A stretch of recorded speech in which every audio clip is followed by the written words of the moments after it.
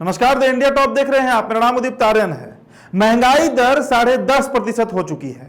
नौकरियां जा रही हैं, बेरोजगारी आ रही है, युवा भटक रहे हैं, जवानी पानी की तरह बर्बाद हो रही है। लेकिन देश के आला कमान है कि सुनने को तैयार नहीं है। चलिए मान लेते हैं कि आप सर्वासर्वी हैं, आप प्रधान हैं, आपके पास सभी राइट हैं, लेकिन ये जनता भी आपकी ही है प्रधानमंत्री महोदय। हम मानते हैं कि आपने राम मंदिर और धारा 370 जैसे वादे को पूरा कर लिया, लेकिन इसके अलावे भी आपने कुछ वादा किया था। 2 करोड़ नौकरियों का वादा। पता नहीं आपको याद भी है या नहीं, लेकिन हमें याद है। आपने सभी मंचों से यह ऐलान किया था कि अगर आपकी सरकार बनती है तो आप हर साल देश में 2 करोड़ नौकरियां देंगे।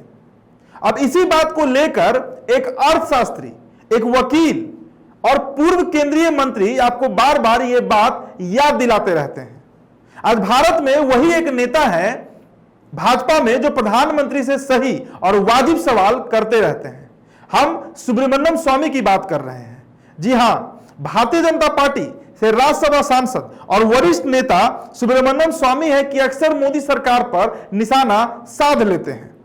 अब देखिए ना, कल मोदी जी का जन्मदिन था, यानी कल 17 सितंबर था, और पूरा देश जब प्रधानमंत्री का जन्मदिन मना रहा था तो स्वामी जी ने भी उनको शुभकामनाएं दी, उनको बधाई दी है। लेकिन आज देश की अर्थव्यवस्था को लेकर सुब्रमण्यम स्वामी ने एक ट्वीट कर दिया है और मोदी जी पर तंज कसे हैं। तंज कस के वो कहते हैं कि घोड़े को पानी तक ले जाया जा सकता है, पिलाया नहीं जा सकता। चलिए आपको हम पहले ट्वीट बता देते हैं। देखिए, सुब्रमण्यम स्वामी ने इस ट्वीट को अंग्रेजी में किया है, लेकिन उसका हिंदी जो अनुवाद जो है वो आपको हम बता रहे हैं। भाजपा सांसद ट्वीट में ये लिखते हैं कि आजकल मेरे पास दुकानदारों के भी फोन आने लगे हैं कि मैं मोदी को सुझाव दूं कि मौजूदा आर्थिक संकट से कैसे बाहर निकला जाए। मैंने उनसे कहा कि घोड़े को पानी तक ले जाया जा सकता है, लेकिन उसे पिलाया नहीं जा सकता। अर्थव्यवस्था को कैसे ठीक किया जाए, इस पर मैंने मोदी को अभी तक 12 पत्र लिख चुके हैं। जी हां, 1 दर्जन पत्र लिख चुके हैं, लेकिन इस पर कोई भी कार्रवाई नहीं हुई।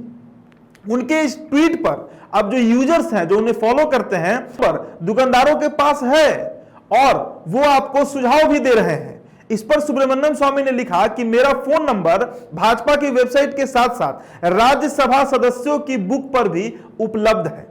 अब एक और यूजर है जिनका नाम नरेश तिवारी है। नरेश तिवारी लिखते हैं कि बिना किसी वास्तविक जिम्मेदारी के भी बाहर से सलाह देना आसान है। आपके जैसे बहुत से लोग यही काम कर रहे हैं। अब एक और यूजर है, उनका नाम चेतन है। अब चेतन लिखते हैं कि यदि यदि आप घोड़े को पानी के पास ले जा रहे हैं और वह नहीं पी रहा है तो यह स्पष्ट है कि घोड़ा प्यासा नहीं है। तो इसका मतलब है कि आपकी बुद्धि किसी काम की नहीं है, और इसलिए आपके 12 पत्रों पर अभी तक प्रधानमंत्री ने कोई कार्रवाई नहीं की है। और यह अनुमान लगाना आसान है कि वे 12 पत्र अभी कहां पड़े होंगे। आपको बता दें कि शुक्रवार को पीएम मोदी के 71वें जन्मदिन के मौके पर स्वामी ने एक पत्र लिखकर उनको बधाई दी थी। जी हां, और प्रधानमंत्री नरेंद्र मोदी के नाम से लिखी चिट्ठी में उन्होंने कहा था कि जहां भी बात राष्ट्र की होगी मैं हमेशा आपके साथ खड़ा रहूंगा। अब देखिए, इसमें कहीं दो राय नहीं है कि आज अगर निर्मला सीतारमण और अरुण जेटली की जगह भाजपा की सरकार में, यानी केंद्र सरकार में सुब्रमण्यम स्वामी देश के वित्त मंत्री रहते तो शायद आज अर्थव्यवस्था की जो हालात है वो नहीं बने होते।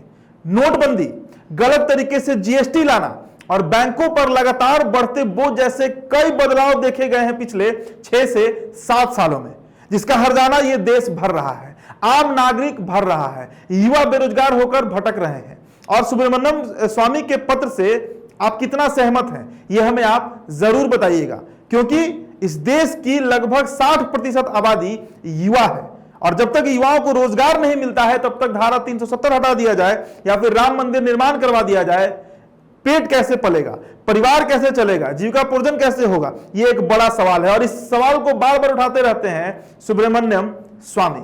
फिलहाल इस खबर में इतना ही। आपकी जो प्रतिक्रिया है हमें जरूर बताइएगा। साथ ही साथ द इंडिया टॉप को सब्सक्राइब कर लीजिएगा। ये वीडियो अगर हमारे फेसबुक पेज पर देख रहे हैं तो हमारे पेज को लाइक, फॉलो करें। खबरों को विस्तार से पढ़ने के लिए द इंडिया टॉप.com पर आप जा सकते हैं। धन्यवाद।